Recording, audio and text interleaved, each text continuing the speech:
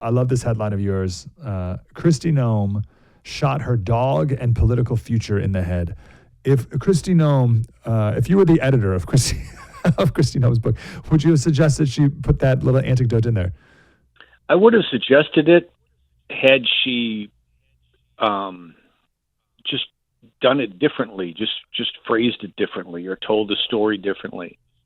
Because I think everyone can understand that you need to put a bad dog down, but there's nothing in her story that illustrates that poor puppy, which is only 14 months old, was a bad dog. He just seems rambunctious, and that he didn't really understand his training.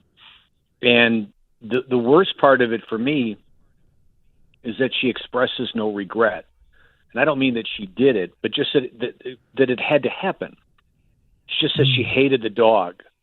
And it's not like it's too bad. There's nothing like it's too bad it had to happen. It's too bad I had to do this. I just feel terrible that it went this far. It was the right decision, but what a shame. There's nothing like that. Yeah. I think it was just the tone deafness is breathtaking. What a weird turn of events. So here's Kristi Noem having to go on national TV trying to justify shooting a dog in the head. Like, what? That is, I just feel like that's bad politics, if nothing else. You're losing. I've always heard the expression, if you're explaining, you're losing in politics. But this is like the ultimate example of having to explain. Yeah, and it's just the biggest unforced error since Gary Hart. I've never seen.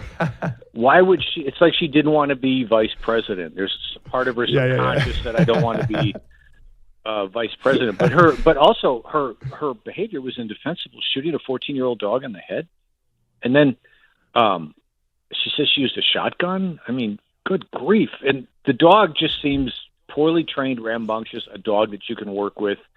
She says he was full of joy. He wasn't mean. He wasn't an angry dog growling at people. She said it was pure. She uses the term pure joy, having the time of his life, and then she kills it. It's really indefensible. Unforced error. It's a great way to put it. My theory is that the editor of the book hates her and encouraged her to put, hey, you should put you shoot the dog story in there. So really, you think so? Yeah, it'll prove how tough you are. Yeah, toss in a goat. Yeah, it's not bloody enough. Did you kill any other animals in your life? Anything else we could throw in there? In the gravel pit, you wrote an article about your daughter comes home on the bus too. Yes, right. Yeah, make it even more like sadistically weird.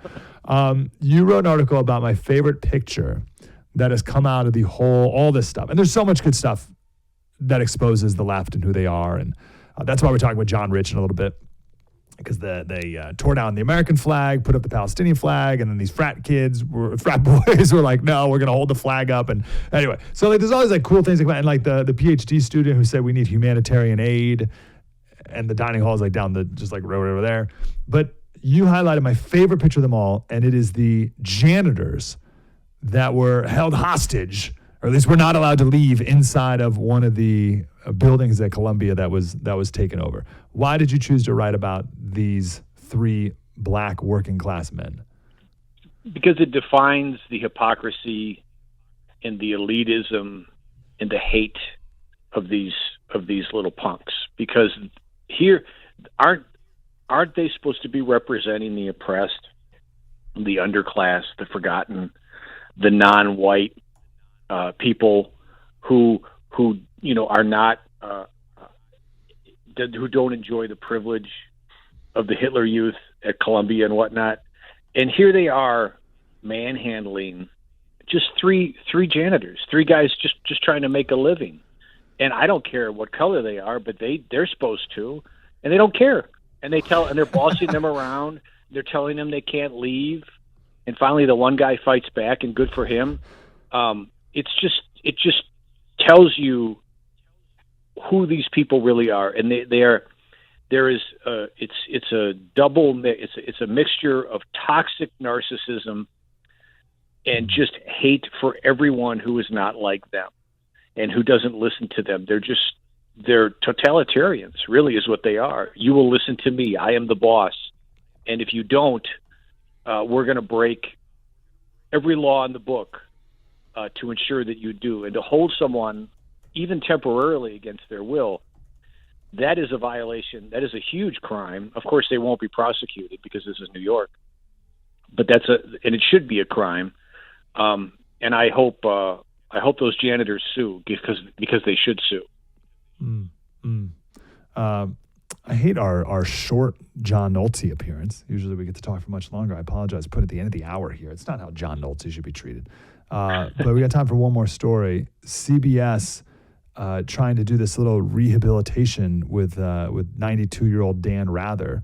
Are you willing to make sweep it under the rug, John? A bridge under the water, make amends? If he'd apologize, if he'd admit he did something wrong, I would. But he won't. He stands by it. He stands by those fake documents as fake but accurate. Yeah, the documents were fake, but the story's accurate. The fake documents told the truth about George W. Bush, and they didn't. There's nothing to back that up.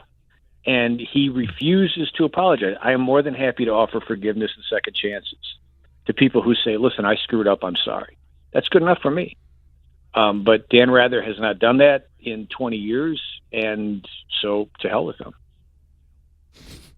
John Nolte, the book is Borrowed Time. That's his novel. Go buy it right now. Buy the hardcover. John gets a couple extra bucks for that.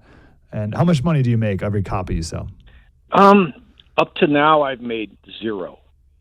My first royalty check was zero, but I'm hoping the next one will be better. But first wow. one, 0.0. Rolling in them. Don't spend it all in one place. So get John up into like maybe the dollars. Yeah. The ones. Maybe we can get this next royalty. I would at least like to tell my mom I made some royalties.